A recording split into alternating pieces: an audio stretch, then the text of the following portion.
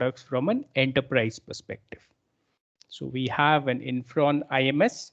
I'm sure some of you are similar with a lot of other similar products. So I can name a few like SolarWinds, WhatsUp Gold, PRTG, then your Manage Engine, OP Manager. So this is something like that.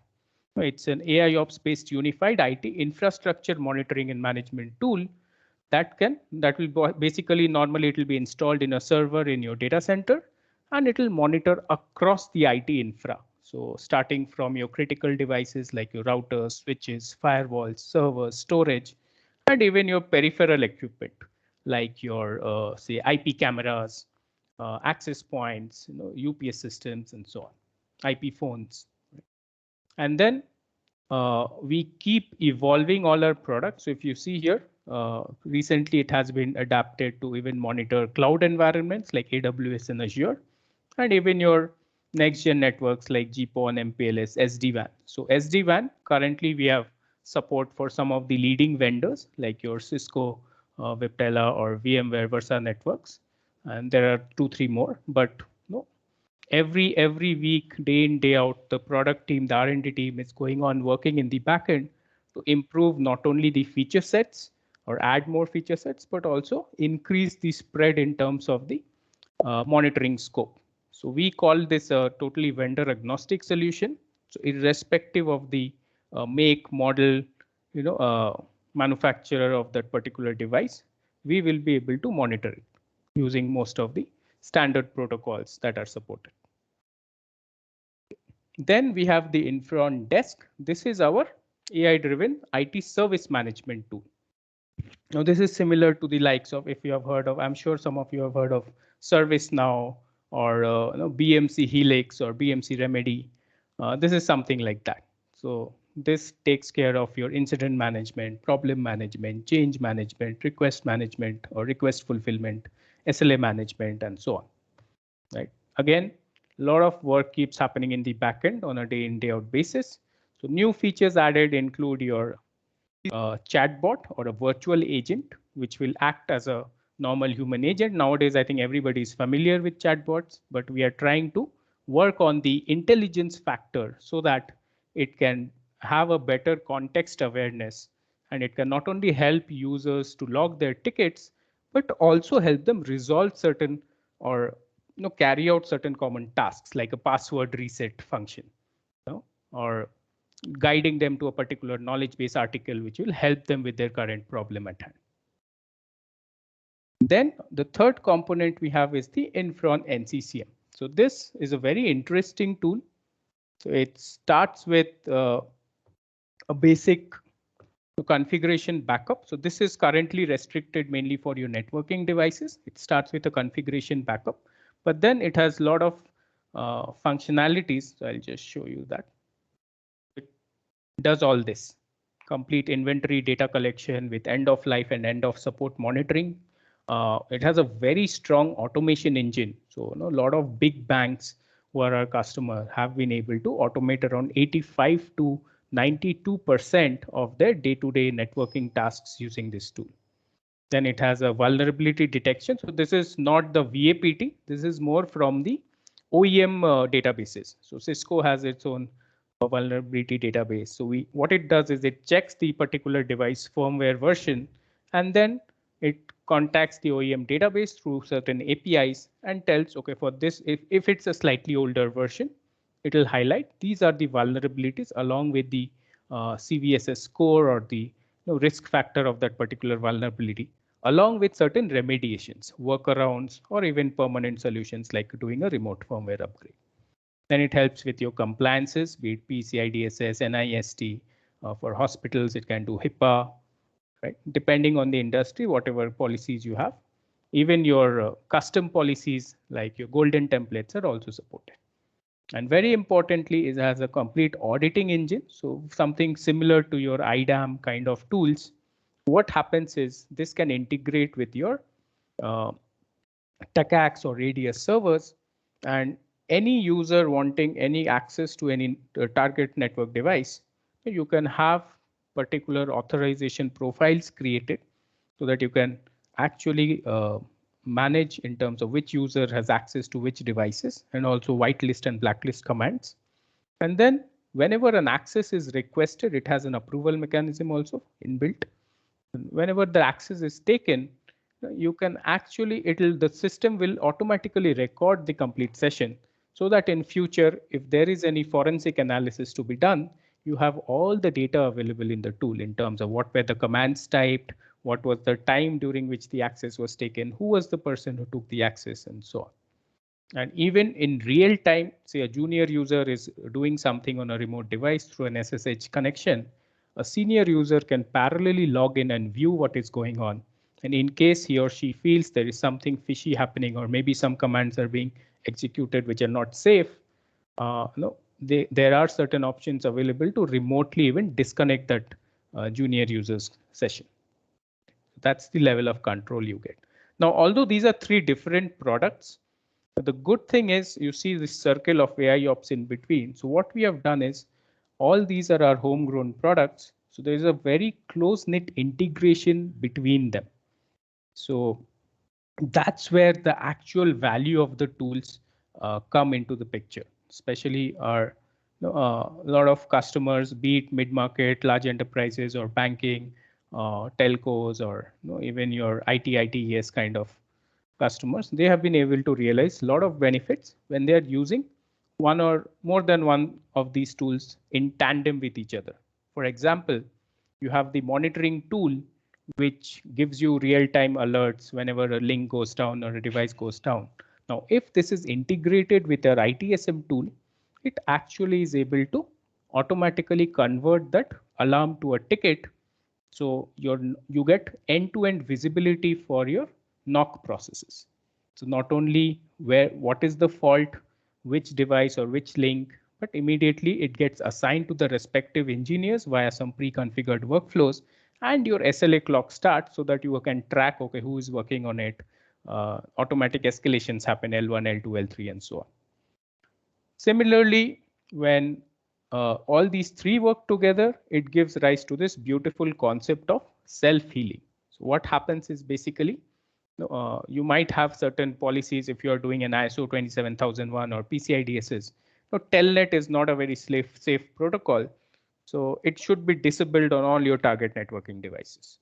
So by mistake, suppose a new device got added where Telnet is enabled, automatically it will be flagged as a policy violation.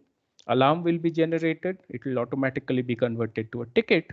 And through some pre-configured scripts, the tool itself will rectify the issue and disable Telnet in the target device. And for all these options or actions, there will be audits will be recorded with timestamps, so that even if nobody is available during that time, later on they can come and check, okay, there was some policy violation that had happened, but it was automatically taken care of by the system.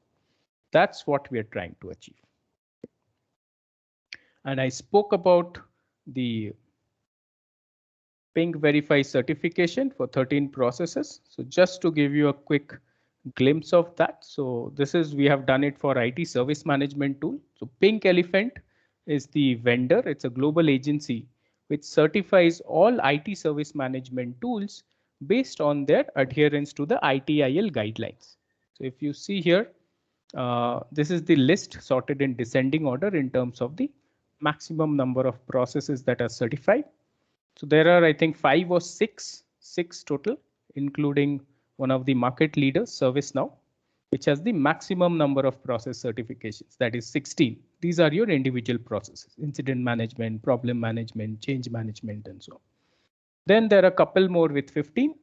Then is where we come in with 13 processes. The reason I'm showing this is, although a lot of you may not have heard about the name Everest IMS Technologies or Infront Desk as a product, but it's not just a basic ticketing engine or a help desk tool. We have designed it and developed it as an overall enterprise service management tool. Right? So it has all the supporting processes like your service catalog management, service portfolio management, apart from the basic processes. So we are on par with, I think, Ivanti. Ivanti also has 13 processes. And a lot of other tools we face competition from, especially in the mid-market and the SMB segment, likes of Freshworks, Freshdesk, Manage Engine. If you see the number of process certifications of them are a bit lesser. The reason is their focus may be more around the incident management and the incident problem change kind of processes, whereas we are trying to cover the overall enterprise service management. Okay. So moving forward, now we have spoken about our products and the close-knit integration between them. The other thing that we do is we actually do a lot of work with these consulting agencies. So one of them is Gartner. So we talk to them, we have frequent interactions with them, although we are not present on the Gartner Magic Quadrant because of certain non-technical reasons. There are quite a few clauses for that. But what we do is we speak to them, get their inputs in terms of product roadmaps. Also, we get a lot of feedback from our existing customers and channel partners on what is the world asking, what is it that CTOs want in there with technology always evolving so rapidly. What is it they want from an IT management and monitoring perspective? And then we also talk to them from a usability factor. So if you see here, we try to list down all the real world use cases, challenges being faced, and through our tools, we try to solve them.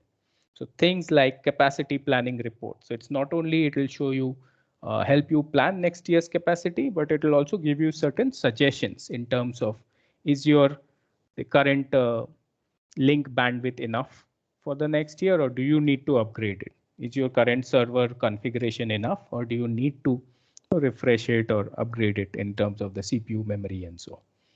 Then things like congestion detection through our flow analytics. So very good example of this we faced with one of our hospital customers. It's a very famous hospital in India. So their IT admin or the network admin was having this issue where every Wednesday, 12 to 1 p.m., he was facing a congestion in one particular VLAN in the network, but rest of the other days the network was flawless. There was no issues, there was no latency. So why every Wednesday 12 to 1? So it took some time for him to figure out, but through our traffic analysis module, they were able to pinpoint that there is this senior surgeon who comes to the hospital only on Wednesdays, and he performs like 2-3 surgeries throughout the day. But 12 to 1 was his lunch time. And during that time, what he used to do was he will be watching some very high resolution videos. So unknowingly, it was actually consuming a lot of bandwidth, and it was affecting the other users in that particular VLAN. So then what they did was they understood that, he explained it to that surgeon, and he told him, you give me a list of videos that you are planning to watch over the next 1 month or something, and I will have them downloaded later in the night so that unknowingly it will not affect the other users when you are watching it. So that's what we try to do. It's not only about having features, but how the product features can be utilized to actually make the lives of your IT managers, network admins, server admins easier. Then we are doing a lot of work on AI and ML. So with the advent of AI ops, we are actually doing things like virtual agents, chatbots, capacity prediction algorithms. Then we are doing alarm suppression, anomaly detection. So I'll show you some of these interesting features which has come up in the latest product release. Okay.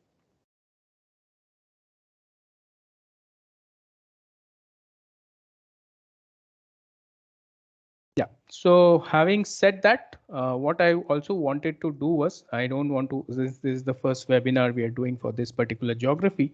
I don't want to drag it too long. So I will also show you some glimpses of the tools that I have spoken about till now. And then I will end with a quick walkthrough of the AIOps based features specifically. So things like capacity planning, your prediction alarms, anomaly detection, and alarm suppression, and so on. Right. So let's move ahead with some of the actual tool GUI. How does it look like? Okay, so we have some test setups in our lab. So just to give you a glimpse, this is the Infron IMS so that you can relate better. Let me go back to that particular slide. This one. So So if you remember, we have three tools: Infron IMS, Infron Desk, and Infron NCCM. So IMS is your monitoring platform. So this is how it looks like. This is one of the landing pages. It starts with a world map, and then you can drill down into particular countries, and it has a color coded information like all devices are down will be highlighted in red. One or more devices down will be highlighted in orange, right? And all devices up will be highlighted in green. So you can double click and drill down, and the right hand side of the page, the information changes accordingly. So I can see, okay, there are two devices. It's just a test setup for us. So I want to know which is this device, which is down. It will show the device details: host name, IP address, device type, location, model, and all. Then it also does an automatic topology discovery. So this helps a lot in your root cause analysis. So I can figure out, suppose I'm monitoring from this side. If this particular switch is down, all these server farm will generate false alarms or false positives because they will not be reachable. So in that kind of a situation, the tool has an automatic capability of highlighting this switch down as a root alarm or a parent alarm, and it will embed these alarms within it so that when you're doing a alarm to ticket conversion, you can figure out, you can do a filter saying, okay, only convert the root alarms, so that okay, which is the root cause of this issue and where should I start actually working to fix the overall issue. Then it has a lot of role-based dashboards. So if you see, there are so many. So mainly for why we have done this is, again, consulting with our consulting partners and the existing customers. One common point that was highlighted was this tool, any monitoring management tool, is used by so many different types of users with different KPIs. So some will be like your network admins, there may be a server admin, there may be a database admin, and all of them focus on different types of devices with different KPIs. So can the tool have certain pages or dashboards where it consolidates all the data from a particular user perspective? So that's what we tried to do. The product team has come up with this brilliant widget-based dashboards. So if you see, for a network admin, so this is a sample dashboard. It highlights all the network devices, how many are up, how many are down, with hyperlinks. I want to see which are these 10 Cisco devices. You just click on it. It pops up a window with all the details: IP address, location, model, and so on. If I want more details, I can click on anybody to go to that particular device view. So it's like it gives me a overall view, but then from the same page, I can keep drilling down for more information. Okay. Then it also highlights certain alarms. So in terms of their severity codes, yellow is the lowest severity, then orange, then red. So red are mostly your links are down or some service is down and so on. So this is the device view. If I keep drilling down for any particular device, I have multiple tabs to check their inventory, performance snapshot, interface details, both physical as well as all the ports are monitored. So our licensing is all device based. So it monitors not only your physical ports, but even your tunnels and VLANs. So then we have these very smart widgets. So what I do is, I might have any customer, right? They might have more than 1,000 or 10,000 links across their IT infra. So instead of monitoring them all together in a topology map like this, where it might be very big, right? There might be so many devices, right? And so many connectivity between them. So that also I put it on a big display, but parallelly, what I do is I set these kind of conditions. Show me if there are any devices or links where the bandwidth utilization has crossed a certain value, and these are all configurable. Right? So for example, here you see buffer utilization above 15. It says there is one device. So I can click on it to figure out, okay, which is the device, what is the current value, and then I can further drill down to check from the same page, is it something which has happened recently, or is it something which was like that for a long time? So it shows the buffer utilization parameter. I just click on it to generate an on-click graph. So it will show me last 60 minutes. I can see the maximum, minimum, and average value for this timeline. And I can even do a more longer historical analysis, the last 3 hours, last 6 hours, or today, last day, and so on. So I can check, okay, has there been too many fluctuations, or is it something which has been more or less stable? Again, from the same dashboard, I'm not having to go anywhere else. Then you have multiple graphical options also, bar graph, area graph, your speedometers, pie charts. Again, the parameters are all configurable. There are a lot of filtering options available to create dashboard for specific locations or specific type of devices. And then if I further go down, you can see here, I can also embed other pages of the tool as part of this dashboard. So this was the topology view, which I was showing here, although there is a separate page of it. And this is the world map and the country maps. So what I'm doing is, for my network admin, I'm trying to give him or her everything on a single page. He might need to even access the topology view. So instead of having to navigate there, to try to fit everything in a single page for him so that he has all the data he wants at his disposal.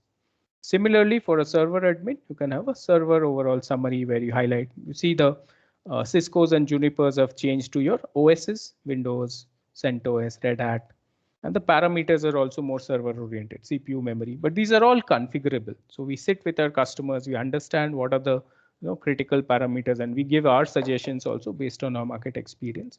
And then we help them to configure these kind of dashboards, which will help them on a day-to-day basis in their monitoring and management aspects. Okay. And then anything to be edited can be done real time from the GUI itself. No coding required, no scripting expertise required for any changes to be done in terms of the dashboard configuration. That was also very important. So similarly, you can have specific dashboard for your ISP links, dashboards for your VM servers, for your specific databases, and so on. Right? And there's no license limit when it comes to the number of dashboards. Now moving to the report, so we have all your basic reports like your utilization, downtime, availability. But what we are trying to do is, with the advent of AIOps, we are trying to come up with these new analytical reports. So one of them is your capacity planning report. And this one is a very interesting. So we have a device flapping count and a link flapping count report. So what it shows is, whenever these, over a period of time, the tool helps our customers to actually isolate or differentiate between the stable links and devices and the unstable links and devices. So if you see this report, it's showing on a particular day, 24 hours, 000 to 23:59, this particular device has flapped 9 times. Okay, like it's gone down and come back up again.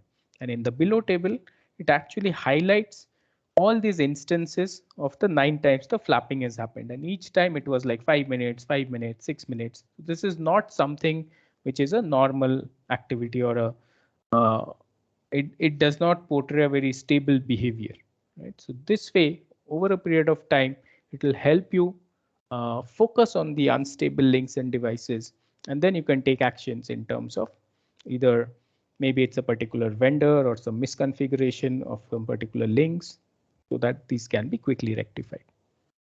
So this is from the monitoring tool. Then from the ITSM tool, again, I'll not spend too much time. There's all the processes are available on the menu driven, like incident, problem, change, request, CMDB, SLA. And mainly what I wanted to show you was the self-service portal. So there are multiple ways of end user logging requests. So we have this self-service portal for any end user. They can log into this from their any web browser, and they will have these 3 major options. They can browse the knowledge base, they can request for certain surveys, or they can directly contact support to log a ticket. So try to make things even easier for them. When they click on this get help, what we have done is, for every customer, we understand what are the most commonly raised requests or issues. And then we create these categories and subcategories, so that somebody is having some printer issue, they just click on this add incident or raise incident button. All the template automatically fills in the mandatory fields data. And if required, they can edit. I am connecting to printer. They can add or edit the messages, or if they're okay with it, they can just directly click on save to within 2 clicks, they're able to log a ticket. Similarly, for requesting something, they can have this catalog where say I want to request for a new computer. So I can create these kind of forms. So the tool is very flexible. You can have drop down selections. Then you can have radio buttons, check boxes. Some of them can have costs attached so that it also calculates okay, any services where any cost is applicable. What is the overall cost requirement? So this way you can design this form so that end users, they want any new service or access to a new application or anything. They can have this done by themselves without too much intervention from your IT team. Then any surveys you want to flash, they can be displayed here. So you can create these templates again in terms of the queries, so they can answer in the form of drop down selections, ratings, and even certain text boxes based on which your entire satisfaction scores are calculated. So that's it. I don't want to extend too much. I just wanted to give you a quick glimpse into the tools. And then there's the third one, NCCM. Maybe we'll have another separate. We'll have a much deeper technical webinar where I go more deeper into the tools that we are showcasing today, in case some of you are interested.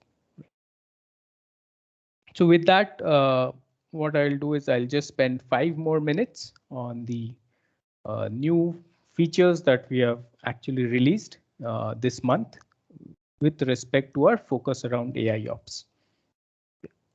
After this, we'll just go into a Q&A in terms of any queries that you might have.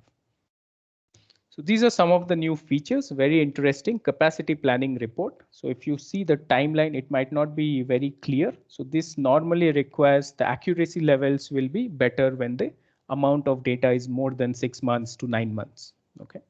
So what it does is it calculates your current utilization levels and then it extrapolates the graph to give you a analysis whether so this is for CPU utilization. You can do it for your disk utilization, bandwidth utilization for your links. So it will help you understand whether you need to upgrade any links, you need to refresh or upgrade any server configurations and so on. And it gives you a analysis summary. So it's in red means there is some problem. It says resource capacity is going to be more than threshold on 16 Jan 2022, right? So it is not something which will suffice for the next year. So then you need to take some action.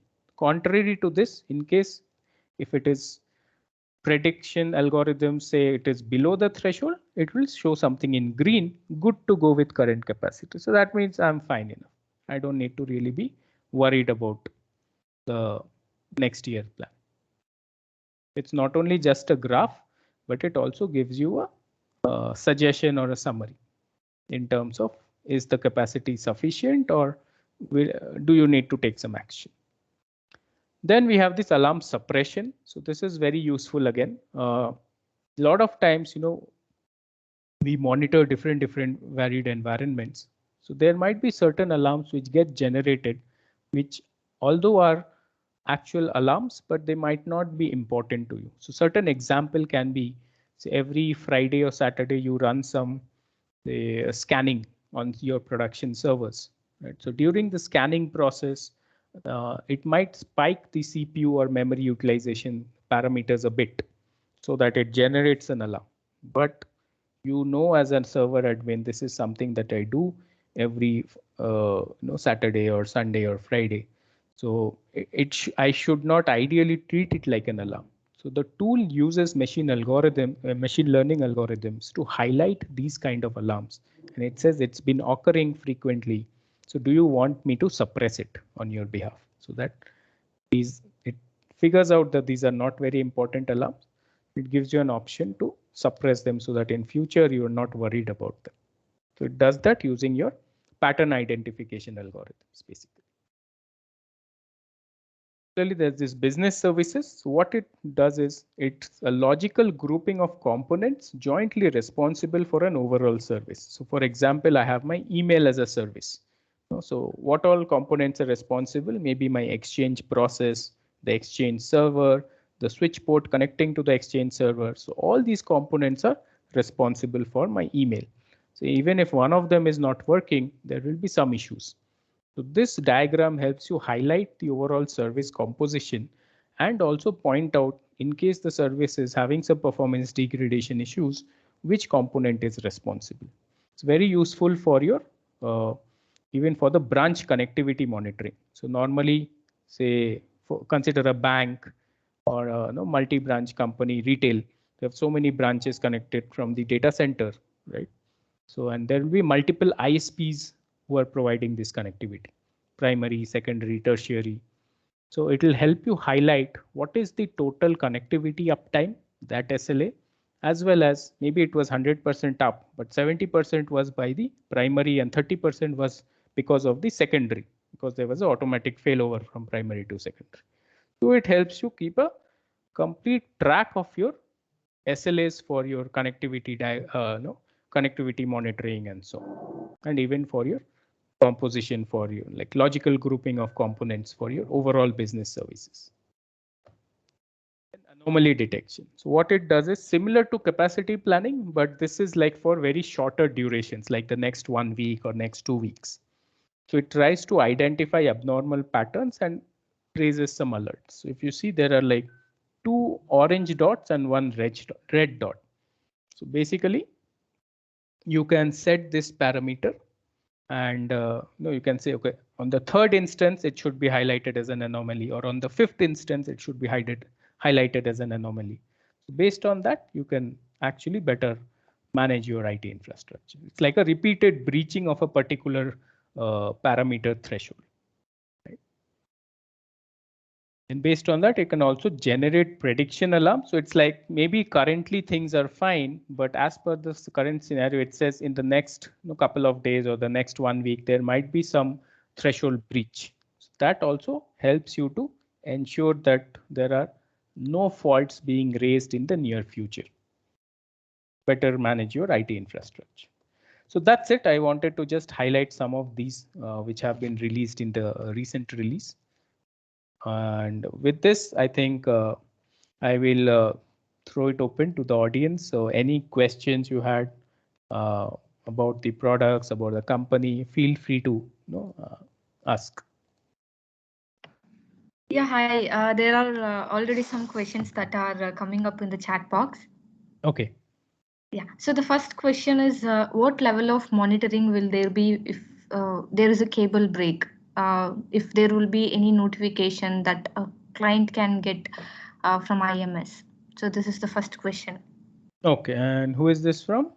It's from Subir, Mr. Subir. Subir, thank you so much for that question. So yeah, so cable break, it depends. So if it's a fiber cable, normally we have done multiple telecom projects also. We are doing a complete fiber monitoring. So immediately it will identify through an email or SMS, apart from raising an alarm in the GUI, that there is a cable break. And normally with fibers, there are certain devices placed every 2 kilometers or every 5 kilometers. So it will able to highlight, okay, the fiber cut has happened between this and this particular location. Okay, so that immediately a team can be sent out and they can go and fix it. I hope that I could answer your question, Subir. Yeah, thank you. And the next question is, what is roadmap of this product? Okay, so yeah, so it's I think I had showcased 3 products. So what we normally do is there is a major release happening every 9 to 12 months, and then in between every quarter or every 2 quarters there'll be a minor releases. So a roadmap, there are a lot of things, how to enhance more on the AI ops functionalities. From the ITSM, we are looking at we have 13 certifications for ITIL v3, how we can extend also with the newly launched ITIL 4, how can we get some of the certifications done with that respect. So there are a lot of items, so maybe I can share you some details one-to-one. Thank you. And next question is, if there is support for Arabic and Russian language in the application.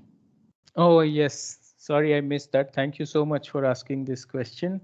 Russian, no, as of now, but Arabic, yes. So for the ITSM tool specifically, I showed you the self-service portal. Even the technician portal or agent portal, we have a complete Arabic interface. Okay, so all the data will be in Arabic. Thank you for that.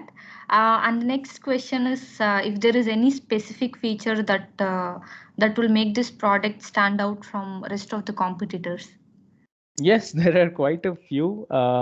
Again, both technical, non-technical. So non-technical, what I mean by that is there are a lot of flexibilities from a licensing standpoint, the supporting software standpoint, but technically also if you see, I showcase the not only individual products, they have a lot of differentiators like the role-based dashboards, a lot of AI ops based functionalities, but even the actual strength comes out when we actually integrate these products with each other and then use them from a NOC management perspective. So that's where you are able to achieve things like self-healing, where the system itself detects there is a problem and even rectifies it without any human intervention. I think that is something which is really strong feature, and I don't see that happening a lot with a lot of other products in the market. So we can get on again a discussion one-to-one, and I can share you more details. In case you have certain specific vendors in mind, we can even share you certain data specific to that. Okay, thank you. That will be great. And next question is brief about vulnerability management and OS compliance for Windows servers.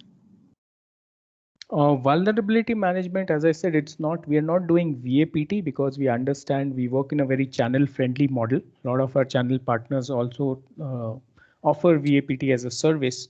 But what we are doing is we are giving them a tool through which they can identify a firmware related vulnerability. So based on the firmware version, the OS version, it actually helps you to identify, okay, are there any security issues? And in case they are, what are they? And not only that, it also helps you to, it gives you suggestions in terms of the workarounds and fixes to that. But this is mainly only for your network devices as of now. We are not doing it for your endpoints and servers. Okay. And the next question is how do we efficiently handle alarms that is generated in IMS solution? Okay, maybe you can elaborate a bit on that. So basically, the process flow is like alarms are generated. Then if the customer is having just the IMS tool, so we have a mechanism where the alarms can be exported sorry, via email, SMS to specific stakeholders. And there can be an automation there can be certain automation scripts to say, suppose there is a service which has stopped. So I can have a automation script triggered which will go and restart that service to resolve the issue. Or else I can automatically raise a ticket in either our ITSM tool or a third-party ITSM tool like Remedy or ServiceNow. Right. So that's it. It's basically follows the complete FCAPS functionality of the monitoring and management model. But in case you have any specific queries, feel free to drop us a email, then we can have a separate discussion on that. Okay, yeah. Next question is RBAC support just-in-time access? Yes, it does. That's a very good question. The role-based access control, yes, we have an option for just-in-time access, and even your temporary users. A lot of times there will be, say, a third-party vendor, somebody from the OEM coming in to do some work on your critical device. So you might not have them in your TACACS or ADS users list or AD. So for them, you can create temporary users for a just-in-time access with the specific controls in terms of their access privileges, what all the functionalities they can carry out, and so on. Okay, I hope that. Thank you. I hope that answers your question, Sukumar. And next question is, There's a question from Harsha asking for benefits of monitoring tool. Can you just maybe we can just have a refresher where you can point out some benefits? Yeah, sure. So lots of them.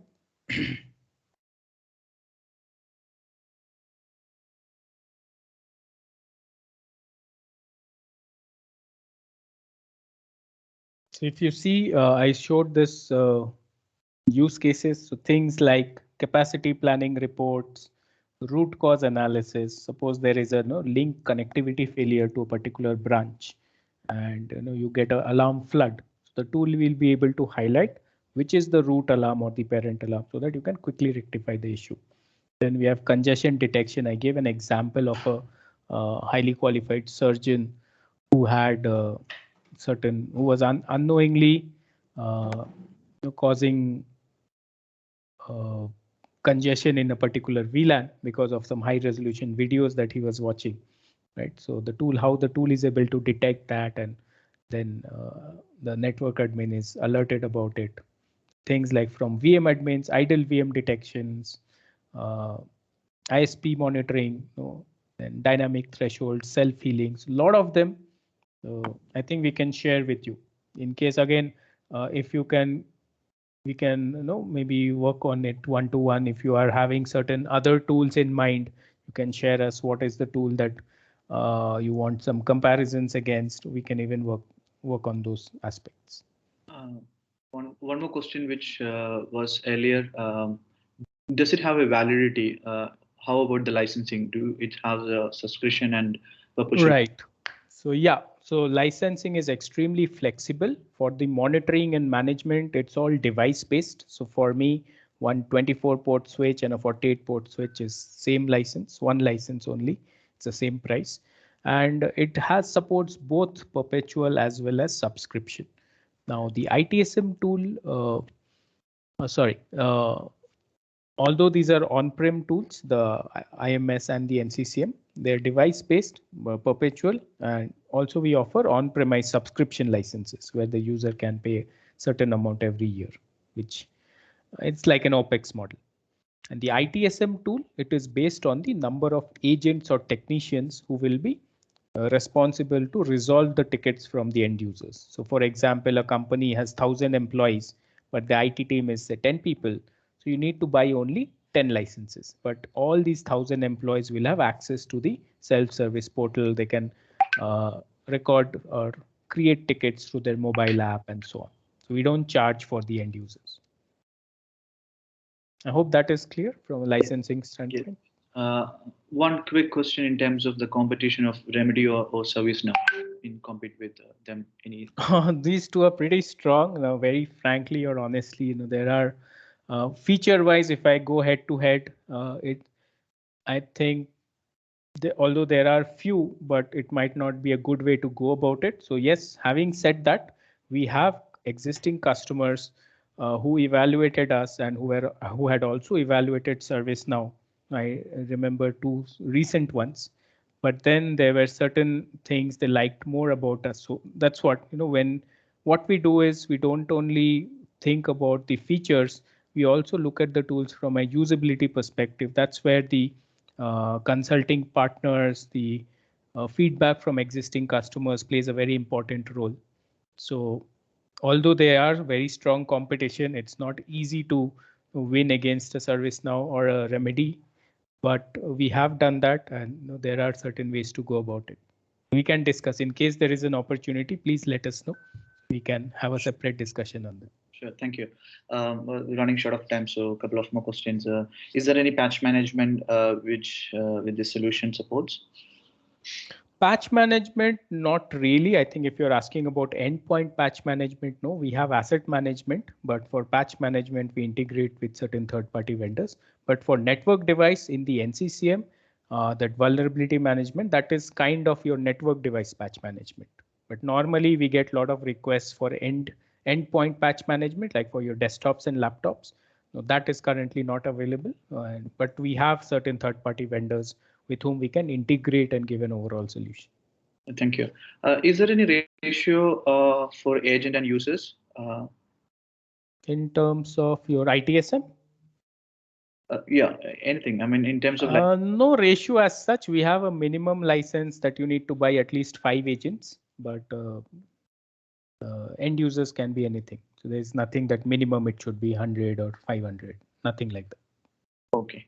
So hope time's up and we need to wind up. Yeah. So apart from this, anything else? I think Rosella, you have the list of the attendees, right? Maybe we can share them certain details, the documents or the slides that I've been showcasing today. And any further questions due to lack of time? Sorry, let's not take up today, but we'll be more than happy to reach out to you one-to-one and answer all your queries. Okay, and maybe you can share our mail IDs also, Rosella. Yeah, we'll do that. We will share the details today too. Sure. Okay, thanks everyone for your time today. So I hand it over to you, Rosella. Yeah. So thank you everyone for cooperating with us. It's been wonderful, and we hope you all enjoyed it. Sure, and we'll plan more such sessions in the future. Yeah, sure. Thank you all. Thanks, Thank you all everyone. for joining Take this care. session. Appreciate your time.